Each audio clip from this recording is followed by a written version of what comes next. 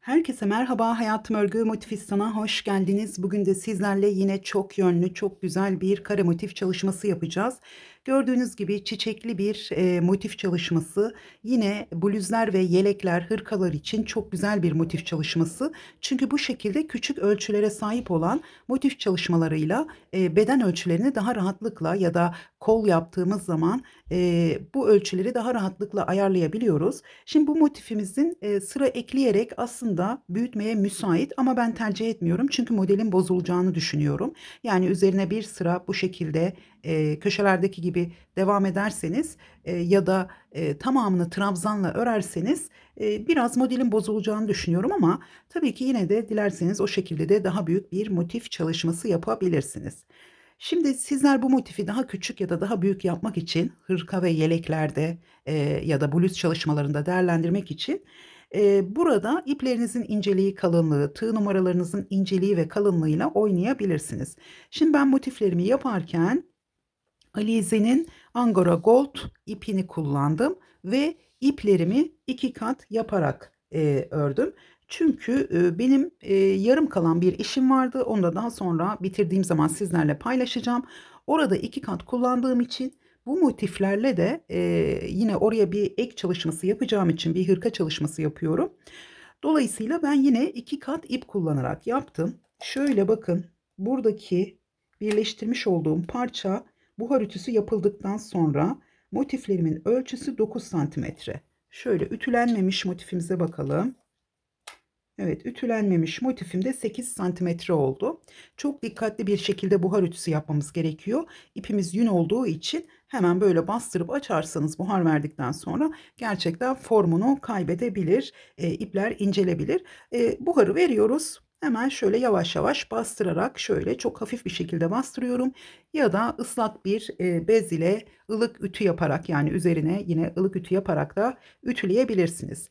Modeli tek kat angora iplerle denerseniz gerçekten çok güzel duruyor. Tamamı bu motiflerden oluşan ya da tek kat kullanarak örecekseniz daha da zarif, daha da güzel bir görünüme sahip oluyor. Tül gibi duruyor. Çok güzel bir yapısı var.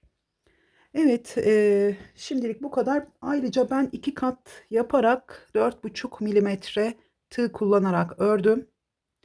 Ve bir de 3,5 milimetre birleştirme için tığ ihtiyacımız var. Evet, hazırsanız ve hemen aşağıdaki abone ol butonuna bastıysanız hemen motifimizin yapımına başlayalım. Başlarken hemen başlangıç ilmeğimi şöyle tığıma attım. 1, 2, 3, 4 zincir çektim. Hemen ilk zincirin içine batıyorum ve kaydırmayla kapattım. Şimdi 1, 2 ve 3 zincir daha çektim. Şimdi halkamızın içine bir ikili trabzan yapacağım. Tığıma bir kez ip aldım. 3 kere çıkarak yapacağım. İlkinden tek, ikisini birlikte ve son ikiyi birlikte topladım. Şimdi 2 zincir.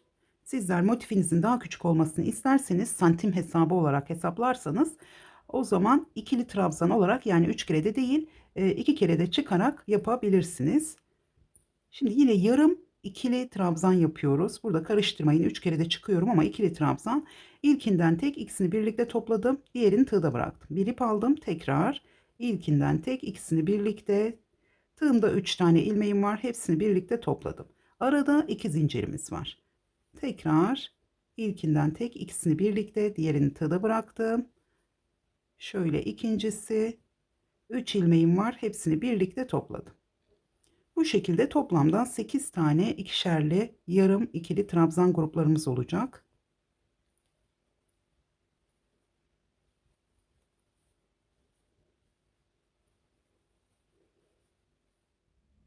Toplamda 8 tane ikişerli trabzan gruplarını tamamladım. Sonda yine 2 zincir çektim. Hemen buradaki, bakın, zincirin değil şu trabzanın şöyle tepesine batıyorum.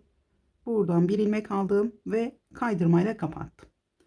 Şimdi hemen sıradaki boşluğa zincir çekmeden atlıyorum ve şöyle bir sık iğne yaptım. 1, 2, 3 zincir, bir ip aldım. Şimdi 2 tane yarım ikili trabzan yapacağız. Yine burada olduğu gibi ilkinden tek, ikisini birlikte, diğerini tığda bıraktım. İkincisi, ilkinden tek, ikisini birlikte, diğerini tığda bıraktım. Hepsini birlikte topladım. 1, 2, 3 zincir. Hemen aynı boşluğa tekrar bir sık iğne yapıyorum. Şimdi sıradaki boşluğa yine bir sık iğne. Tekrar 3 zincir. Şimdi tekrar 2 tane yarım ikili trabzan. Şöyle ilkinden tek, ikisini birlikte. Şöyle son 3 ilmeğimi de birlikte topluyorum. Tekrar 3 zincir. Hemen sıradaki boşluğa, pardon, aynı boşluğa bir sık iğne. Sıradaki boşluğa tekrar bir sık iğne. Bu şekilde 8 tane çiçeğimizin yapraklarını oluşturuyoruz.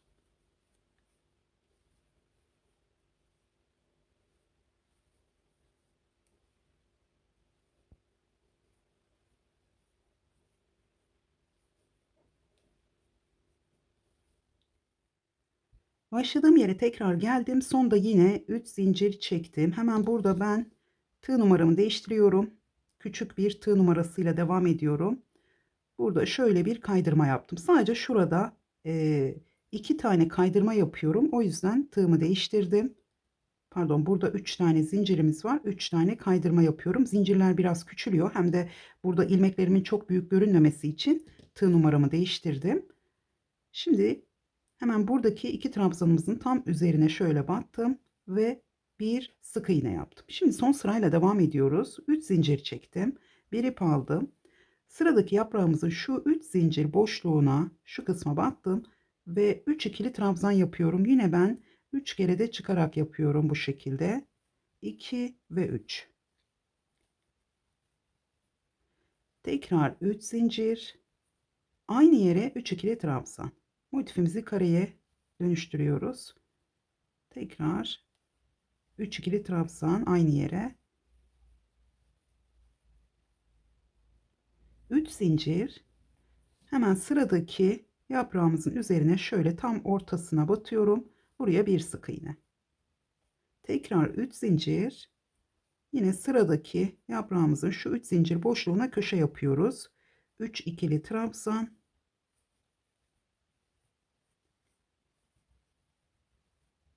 Tekrar 3 zincir ve 3 ikili trabzan.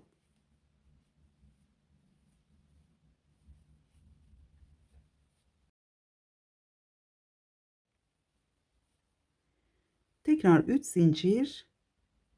Şimdi bir sık iğne hemen buraya. Bir sık iğne. 3 zincir. Üçüncü köşemizde devam ediyoruz.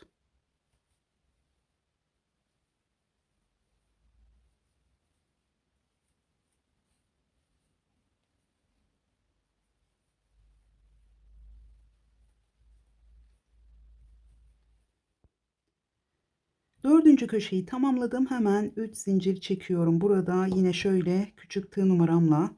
Şimdi burada ilk baştaki sık iğnemizin şöyle üzerine battım.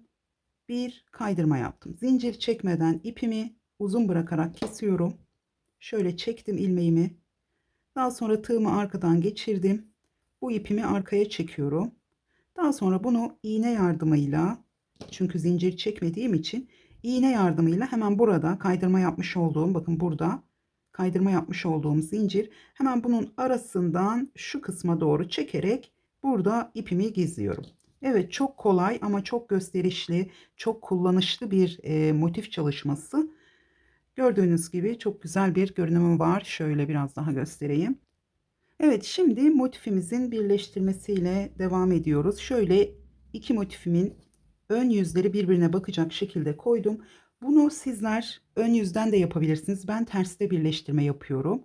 Tığıma şöyle şu 3,5 milimetre ile devam edeceğim. 4,5 milimetre ile ördüm. 3,5 milimetre tığ kullanarak birleştiriyorum ve ipimi de tek kat yaptım. Hemen burada bakın zincirimizin burada 3 tane zincirimiz var. Bazen zincirlerimiz kenarlara kayıyor. Bunlara dikkat edelim. Hemen şöyle ortadan şöyle tek kanadına batıyorum.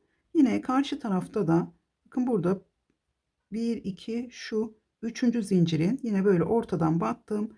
Buradan bir ilmek aldım. Şöyle bir sık iğne yaptım başlangıç olduğu için. Şu ipimi buraya getirdim. Bakın bu şekilde tuttum. Şimdi sıradaki zincirin hemen karşı tarafta da dediğim gibi hemen trabzanın kenarına gizlenmiş oluyor. Bazen bir yere iki kere de batabilirsiniz. Hemen buradan aldım ve kaydırma yaptım. Şimdi trabzanın üzerinden sıradaki trabzanı bakın burada gördüğünüz gibi zincirle trabzan çok bitişik birbirine. Hemen şöyle aldım ve kaydırma yaptım. Tekrar buradan aldım ve kaydırma yaptım. Şimdi burayı birlikte birleştirelim. Çünkü dediğim gibi burada zincirlerde kayma oluyor. Zincirler olduğu için yani bu şekilde iğneyle de dikebilirsiniz. Ön yüzden gizli dikiş de yapabilirsiniz. Şimdi bakın burada görüyorsunuz şu ortada zincirimiz var. Hemen şuradan başlıyorum. Çünkü kayma yapıyor sık iğnenin olduğu yere geldiği zaman. Hemen karşı tarafta ilk zincirin içine battım. Şöyle. Şimdi sıradakini şöyle üstteki kanadından alıyorum hemen. Tığımı ne çok sıkı tutuyorum ne de çok gevşek ilmeklerimi. Şimdi üçüncü zincir. Aralarda 3 defa bu şekilde birleştiriyoruz kaydırmadan. Şimdi sık iğnelerin olduğu yere geldim. Hemen bakın dıştaki ilmekten karşı tarafta da yine dıştaki ilmeği alıyorum ve kaydırma yaptım. Şimdi burada yine şöyle dipten araya batıyorum aslında. Hemen burada da şimdi bazen kayma yapabilir. Dediğim gibi bir yere iki kere batabilirsiniz. Yani özellikle bu zincirli bölüm bitip trabzanlı bölüme geldiğiniz zaman şimdi ben hiç kaydırmadan birleştirme yaptım. O yüzden gösteremedim. Şöyle ilk trabzanın burada da karşı tarafta da ilk trabzanın. Yani dediğim gibi burada diyelim üçüncü zinciri şu ilk trabzanın ilmeğine batmışsınız. Bu ilk trabzana bu taraftan battığınız zaman yine aynı yere batarak birleştirme yapabilirsiniz. Ama buradaki sık iğnelerde kaydırma yapmayalım. Çünkü o zaman motifin modeli bozulmuş olur. Şöyle kaydırma yaptım. Evet. Şimdi öncelikle tek kenarları bu şekilde birleştirme yapıyoruz. Yani önce enine sonra boyuna ya da önce boyuna sonra enine şeklinde. Şöyle bakın burada 3 tane zincirimiz var. Şimdi son ilk zincirlerin birleştirmesini yaptım. Hemen bu ikinci ortadaki zincirlerin de birleştirmesini yapıyorum. Şimdi burada hemen bir zincir çektim. Devam edeceğimiz zaman birleştirmeye hemen motiflerimi alacağım. Şöyle devam ediyoruz. Şimdi yine şöyle ters üzerine koydum. Burada bir zincir çektim. Biraz arası açılmasın diye. Aynı şekilde devam ediyorum. Yine ortadaki bakın şurada küçücük bu ilk zincirimiz. Hemen ortadakini şöyle üstten battım. Karşı tarafta da bak, burası trabzan. 1 2 burada gördüğünüz gibi zincir buraya sıkışmış oluyor. Şöyle göz kararı tam ortadan batıyorum. Buradan aldım. Şuradaki kaydırmamızı yaptıktan sonra yine bir zincir çekiyorum. Çünkü arası burada ip gevşeyebiliyor. O yüzden sıkı bir şekilde çektim zincirimi. Daha sonra yine devam ediyorum. İlk zincirimiz var. Şöyle birkaç tane yapacağım. Hemen üstten aldım. Bakın bu tığımdaki ilmeğimi de ne çok sıkı yapıyorum ne çok gevşek yapıyorum. Zaten tığ numaramı küçülttüm. Burada aynı tığ numarasını kullandığımızda çok gevşek oluyor. O zaman ön taraftan görüntüsü oldukça açık olabilir. Evet, şimdi buraya geldim. Sırasıyla hemen şöyle zincirle devam ediyoruz. Ve şöyle. Şimdi bu şekilde kaç tane motifi enine birleştireceksek ya da boyuna böyle ters yüzden birleştirme yapıyoruz. Şöyle ön yüzde de görüntüsü bu şekilde. Daha sonra bunları bu şekilde boyuna birleştirme yapıyoruz. Boyuna birleştirme yaparken de yine biraz önce başladığımız gibi şurada ortadaki zincirden başlıyoruz. Şuraya geldiğimiz zaman tam ortadaki kısma geldiğimiz zaman şu kısımları da birbirine birleştiriyoruz. Şurayı birleştirdikten sonra bir zincir çekelim. Daha sonra burayı birleştirelim. Burada çünkü açılma yapmasın. Önce burayı bir zincir, daha sonra buraya. Ya da burayı birleştirdikten sonra şuraya batıp bir kaydırma yapabilirsiniz. Daha sonra buraya geçebilirsiniz. Evet, motiflerimizi de bu şekilde önce boyuna birleştiriyorsunuz. Kaç tane olursa daha sonra da bu şekilde birleştirme yapıyoruz. Evet, motiflerimizin ve birleştirmemizin anlatımı bu kadar. Umarım beğenmişsinizdir. Beğendiyseniz beğen butonuna basmayı ve yorum bırakmayı unutmayın. Tekrar görüşünceye kadar hoşça kalın.